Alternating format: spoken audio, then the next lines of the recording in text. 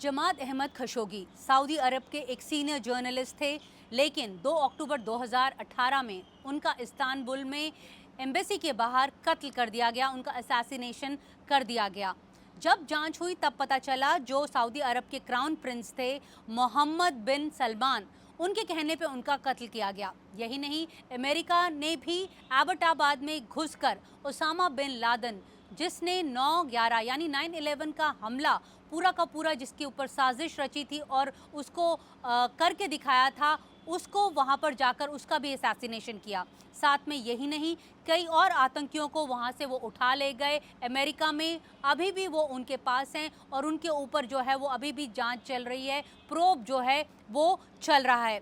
अब वही अमेरिका भारत से ये पूछ रहा है कि भारत की इंटेलिजेंस एजेंसीज किस तरह से काम करती हैं, उनका दायरा क्या है और उनका लीगल सिस्टम क्या है।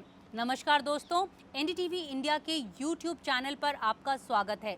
नीता के रडार पर आज हम इन सभी बातों के ऊपर चर्चा करेंगे और साथ में ये भी सोचने और समझने की कोशिश करेंगे कि भारत इसके ऊपर क्या कह रहा है। दरअसल अमेरिका ही नहीं, उसके साथ साथ यूनाइटेड किंगडम, ऑस्ट्रेलिया और कनाडा भी भारत के इंटेलिजेंस ऑपरेटिव्स के ऊपर कई सवाल उठा रहा है। वो ऐसे सवाल हैं जिससे भारत हालांकि कह रहा है कि उसका इन ऑपरेशंस के साथ कोई लेना देना नहीं है, लेकिन बहरहाल अलग अलग देशों के साथ क्योंकि अलग अलग रिश्ते हैं, तो अब भारत का भी रिस्पॉन्स जो है वो अलग अलग है। दरअसल ये जो स्पाई सागा है, जो स्पाई वर्ल्ड है, इसमें कई नाम जो हैं उनका जिक्र होता है, उनका किरदार है, उनका रोल है। दरअसल इस स्पाई सागा में सबसे ऊपर जिक्र अगर बार बार किसी का आता है तो वो है निखिल गुप्ता का। 52 साल का निखिल गुप्ता फिलहाल चेकोस्लोवाकिया में है, जहां पर वो पराग पुलिस की गिरफ्त में है। उसे गिरफ्तार 30 जून 2023 को किया गया था, जब वो वहां पर गया था। उसके ऊपर जो चार्जेस हैं वो बहुत संगीन हैं, गंभीर हैं। उसके ऊपर आरोप लगाया गया कि वो एक अमेरिकन नागरिक को मारने के लिए साजिश रच रहा था और उसने उसके लिए जो गन फॉर हायर यानी किसी को भाड़े पर हायर भी किया था, ताकि वो गुरुपतवंत सिंह पन्नुन, जो भारत की नज़र में एक आतंकी है और हालांकि वो अमेरिकन सिटीजन है, उसकी किलिंग यानी उसकी हत्या अमेरिकन सॉइल पर कर दे। इसके मुतालिक उसने $1,000 नहीं, $100,000 माफ़ कीजिएगा, उसका हिटमैन को उसने सुपारी दी थी और बोला था कि अगर ये काम पूरा हो जाएगा तो $1,00,000 जो है वो उसको पे करेगा। यही नहीं, $15,000 पहली किश्त जो है वो उसको दे भी चुका था। लेकिन क्योंकि जो जो हायर किया गया, हायर फॉर गन थी, वो एक खुद स्पाई निकला, इसलिए उसका भांडा फोड़ हो गया। और निखिल गुप्ता जब चेकोस्लोवाकिया पहुंचा तो वहां पर उसे उठा लिया गया। वो फिलहाल वहां पर गिरफ्त में है। दूसरा जिक्र जो बार बार इस स्पाई सागा में आता है उसका नाम है CC1, लेकिन अब पता चल रहा है कि उस CC1 का असली नाम है विक्रम यादव। वो भी भारत की इंटेलिजेंस एजेंसी का ऑपरेटिव बताया जाता है। जो अमेरिका की जो जांच है उसके मुताबिक विक्रम यादव ही जो है वो निखिल गुप्ता को ये पूरा का पूरा जो एक षड्यंत्र है रचने में मदद कर रहा था। अब जांच में ये भी निकलकर सामने आया है कि जब निखिल गुप्ता से विक्रम यादव बात किया करता था तब उसने कई फ़ोन कॉल्स उसको किए। ये सभी ट्रांसक्रिप्ट्स जो हैं वो अब अमेरिकन एजेंसीज़ के पास हैं, जो अब इंडाइटमेंट का हिस्सा बन चुकी हैं, जो कोर्ट में दाखिल की जा चुकी हैं। उसमें ये भी बताया जा रहा है कि विक्रम यादव ने बोला था कि वो अकेला नहीं है, उसके साथ और भी कई सीनियर ऑफिसर्स जो हैं इस प्लॉट में शामिल हैं। यही नहीं, जब वो बात कर रहा था तो वो एक वीडियो कॉल कर रहा था, तो वीडियो कॉल करते करते उसने कैमरा घुमाया और पीछे कुछ सफारी सूट में पहने हुए शख्स जो हैं वो खड़े हुए थे। तो मामला यहाँ पर जाकर जो है वो अटक जाता है कि विक्रम यादव ने कुछ और लोगों का नाम सामने किया। अब इसी मसले को लेकर अमेरिका जो है वो भारत के ऊपर दबाव बना रहा है और कई बार अमेरिकन जो टीम है वो इंडिया भी आ चुकी है। दरअसल अमेरिका चाहता है कि भारत इस मसले को लेकर 3 बिंदुओं पर काम करे। पहला ये है कि वो इन्वेस्टिगेट करे कि पन्नुन केस में कौन कौन लोग जो थे वो शामिल थे और अगर कुछ गलत काम हुआ है तो उसके ऊपर हामी भरे। भारत सरकार ने इस मसले को लेकर ऑलरेडी एक हाई लेवल कमेटी जो है वो ऑर्डर की है, जो इस मामले की जांच कर रही है।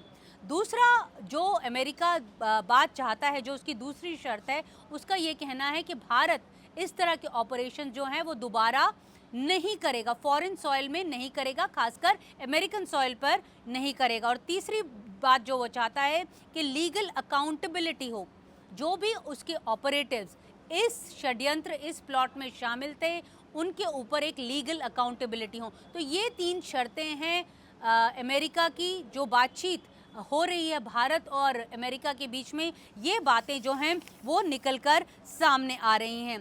लेकिन अब अमेरिका ही नहीं, अब जो दूसरा एक पेच इस मामले में आया है वो है हरदीप सिंह निज्जर का।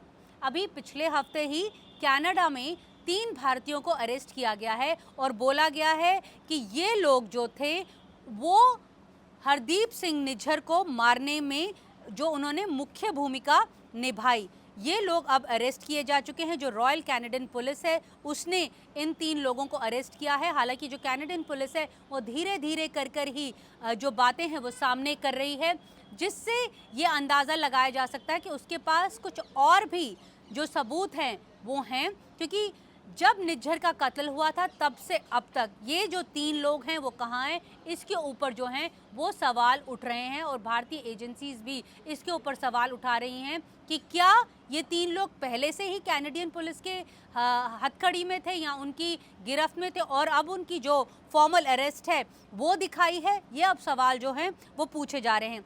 यही नहीं, ऑस्ट्रेलिया ने भी अब ये सवाल उठाया है और उसने ये बात जो है वो जग जाहिर कर दी है कि भारत के जो 2 स्पाइस थे उन्हें ऑस्ट्रेलिया से 2020 जब कोविड चल रहा था उस दौरान वहाँ पर वो स्पाई कर रहे थे, अपने जो हैं नेटवर्क्स को इस्टेब्लिश कर रहे थे। इसके चलते उन्हें वहाँ से निकाल दिया गया। ये जो 2 स्पाई हैं हमारी एजेंसीज के स्पाई हैं, ऐसा ऑस्ट्रेलिया का कहना है। Australian security intelligence ground operations जो हैं उन्होंने ये इन्वेस्टिगेट कर ये मसला जो है वो उठाया है। पाकिस्तान की अगर हम बात करें तो पाकिस्तान बार बार ये कहता रहा है पिछले कई सालों से कि भारत जो है एक्स्ट्रा जुडिशियल किलिंग्स जो हैं वो पाकिस्तानी सॉइल पर करता रहा है। यही नहीं, यूनाइटेड किंगडम ने भी ये सवाल उठाए हैं कि जो अवतार सिंह खांडा है उसका कत्ल जो है भारत ने जो उनके सॉइल पे किया। हालांकि भारत ने इन सभी आरोपों को सिरे से निकारा है सिर्फ अमेरिका के। उसका कहना है कि जहाँ तक अमेरिका का सवाल है, क्योंकि अमेरिका उनका एक एलाई भी है और 5 आइज़ का एक मेंबर भी है, तो उसके चलते उसके आरोपों को लेकर भारत ने एक जांच जो है वो बिठाई है। लेकिन अगर हम बात करें दूसरे देशों की तो दूसरे देशों को लेकर भारत का कहना है अगर कनाडा के आरोपों को उसने सिरे से निकाल लिया। लेकिन हाँ, यहाँ पर हम आपको ये ज़रूर बताएंगे जहाँ तक पाकिस्तान का सवाल है वो भारत जो है वो सीना ठोक के कहता है कि हाँ उन्होंने इन ऑपरेटिव्स को मारा। खुद भारत के प्रधानमंत्री ने अभी गुजरात में जो रैली की थी उसमें ये बात को उन्होंने एक्सेप्ट किया था। लेकिन यहाँ पर ये बात भी सोचने और समझने की ज़रूरत है। दरअसल ये जो 5 आइज़ हैं ये क्या हैं और ये क्यों भारत के ऊपर दबाव जो हैं वो बना रहे हैं। दरअसल 5 आइज़ जो हैं वो एक ग्रुप है 5 कंट्रीज़ का, जिसमें United kingdom, United states, Australia, Canada और न्यूजीलैंड जो हैं वो शामिल हैं। इंटेलिजेंस जो हैं वो एक दूसरे से साझा करते हैं, एक दूसरे से हेल्प करते हैं ताकि कुछ भी जो गैर कानूनी काम है दूसरे के देश में भी ना हो, अगर कुछ इस तरह की जानकारी उन्हें मिलती हैं। 5 आइज़ ने भारत को बहुत हेल्प की है। अगर हम बात करें थिएटर्स की, पाकिस्तान थिएटर में जितनी भी मोस्टली जो इंटेलिजेंस जनरेट होती है वो अमेरिका या 5 आइज़ के ज़रिए भारत के साथ जो है वो साझा की जाती है। यही नहीं, चाइनीज़ थिएटर की अगर हम बात करें तो चाइनीज़ में भी जब गलवान हमला हुआ था, उसके बाद जो दूसरा हमला हुआ था, भारत ने पुशबैक इसलिए कर पाया था भारत, क्योंकि अमेरिका ने सही टाइम पर भारत के साथ इंफॉर्मेशन जो है वो साझा की थी। लेकिन अब यही फाइव आइज़ जो हैं भारत के ऊपर उंगली उठा रही हैं, भारत से सवाल पूछ रही हैं कि भारत जो उसके ऑपरेटिव्स हैं उनकी सरजमीन पर जाकर क्यों कार्रवाई कर रहा है। तो ये मसले जो हैं वो उठ रहे हैं। दरअसल जो भारत की इन्वेस्टिगेटिंग एजेंसीज़ हैं, उनकी भी इन आरोपों के चलते उनकी क्रेडिबिलिटी को भी थोड़ी एक ठेस पहुंची है, क्योंकि ये एजेंसीज़ जो हैं वो काफ़ी डीप रूटेड जो हैं वो काम करती हैं।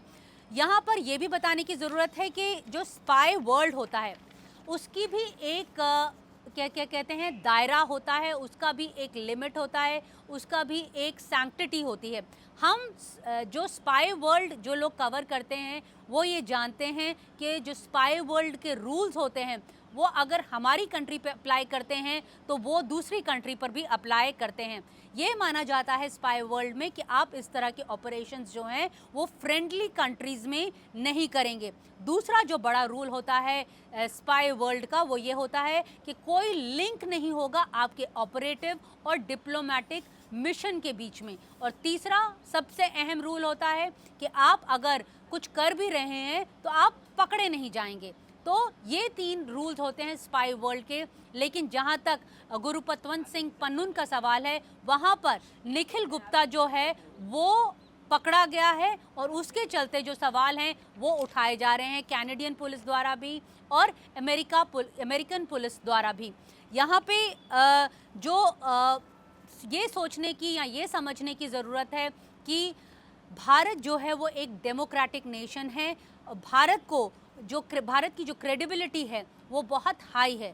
भारत की एजेंसियों से अगर हम बात करें, जैसा कि आज मैं कर आई, तो उन्होंने कहा कि जहाँ तक ये फाइव आइज़ का सवाल है, भारत के पास काफ़ी इंटेलिजेंस थी जो उन्होंने शेयर की। जहाँ तक इन ऑपरेटिव्स का सवाल है, उन्होंने कई ऐसे डोजियर्स हैं, उनकी लोकेशंस हैं, इन फाइव आइज़ के मुल्कों को उनके साथ साझा की। लेकिन अभी तक जो ये फाइव आइज़ के नेशंस हैं वो उसके ऊपर काम नहीं कर रहे हैं, उल्टा अब भारत के ऊपर दबाव बना रहे हैं कि भारत साझा करे कि किस तरह से ये ऑपरेशंस हुए, क्या उनके लोग इस ऑपरेशंस में शामिल थे या नहीं थे। भारत के जिन लोगों से मैंने बात की, जो सूत्र हैं वो कहते हैं कि भारत एक डेमोक्रेटिक नेशन है, भारत इस तरह के ऑपरेशंस जो है वो नहीं करता है, भारत अपनी सैंक्टिटी जानता है। लेकिन क्योंकि भारत की अब जो स्पाई कैपेबिलिटी है वो बढ़ती जा रही है, यही वजह है कि अब उसके ऊपर सवाल उठाए जा रहे हैं इन फाइव आइज़ नेशंस द्वारा, और साथ में उसके काम करने के ढंग के ऊपर भी अब जो है वो सवाल उठाए जा रहे हैं। बहरहाल ये जो स्पाई सागा है, आने वाले दिनों में और कई दिलचस्प जानकारियां जो हैं इसे लेकर जो हैं वो सामने आएंगी, क्योंकि अभी ये मुद्दा ख़त्म नहीं हुआ। क्योंकि जो CC1 है, जो विक्रम यादव है, उसने कुछ हायर लेवल के लोगों का जिक्र ज़रूर किया है। उसका जो कोर्ट में जो है वो मामला चल रहा है, भारत और अमेरिका में, इस दोनों देशों में इस मामले को लेकर जांच भी चल रही है। इस जांच पर क्या निकलकर सामने आएगा, ये सभी बातें हम आपके साथ साझा करते रहेंगे जब समय आएगा, क्योंकि भारतीय एजेंसीज़ का फ़िलहाल कहना है कि इसके ऊपर एक high level inquiry already ordered है और भारत जो है वो पूरा सहयोग कर रहा है अमेरिकन अथॉरिटीज़ के साथ इस मामले को लेकर। तो शुक्रिया दोस्तों, आज मेरे साथ इतना ही। धन्यवाद।